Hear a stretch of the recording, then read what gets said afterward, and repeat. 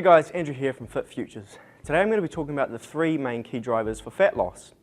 The idea of fat loss is fairly simple, right? You create a calorie deficit and over time your body is going to be tapping into your fat stores for energy. It's pretty simple. But there are three main drawbacks for why people fail at this. The first one is accountability. You need to have friends and family that are going to support your goals in order for you to stay accountable and on track. If you've got a spouse that's continuously coming home with all kinds of junk food, it's going to cause you to stray from your diet. Next is patience. Everyone wants results quick, easy. They want the magic pill or the next machine that's going to get them the results in 5 minutes. But, patience is key. You need to be doing what you're doing, but, sit back and the results aren't going to come overnight.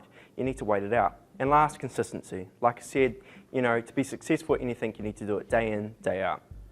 For more muscle building tips, tune in next time.